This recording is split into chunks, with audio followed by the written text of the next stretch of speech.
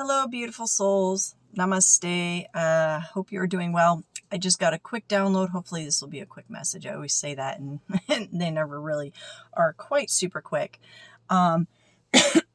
Excuse me. So I was listening to something else and then I got this kind of like little message that popped in. On this spiritual journey, especially when we're trying to manifest and we're trying to manifest from a place of alignment with our mind, our body, and our soul, and we're co-creating with God and the universe. Sometimes we go through periods of time where we are not seeing progress, or we think we're not seeing progress. We're not, things aren't happening fast enough, right? Because since we are in this human body and on this earthly realm, we are experiencing the phenomenon of time. And so we have this perception that, oh, things aren't happening, right? And when we start focusing on that, it can pull our vibration down, and then we can get discouraged and we can start doubting our journey. We can start doubting our own abilities. We can start doubting, by abilities, I mean like our manifestation abilities. We can start doubting pretty much everything and it happens very quickly. It pulls you down into that energy. And so what Spirit was just telling me right now was, when that starts to happen, place your focus on everything you've accomplished, how far you've come so far, in your healing, and mainly on your healing journey in your process. Because, oh, thank you, Spirit. And he's saying, don't forget to mention this. Don't compare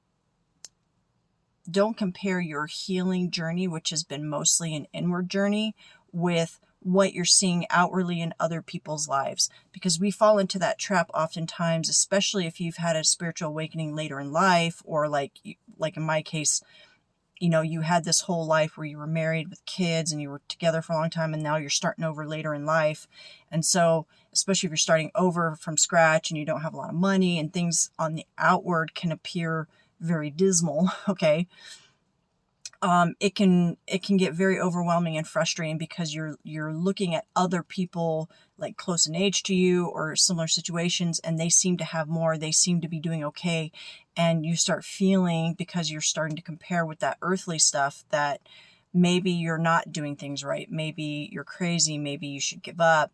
And what God is reminding you is, it's not about that. That's earthly stuff.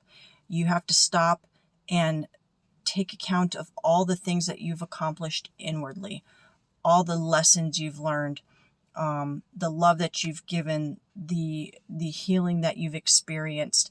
Because I guarantee you that the majority of those people that you're comparing yourselves to are not where you're at in that respect. They're living a very superficial life. They're living through ego. They're carrying around a lot of trauma, a lot of wounding. They're not seeing things through the lens of God, through the lens of unconditional love.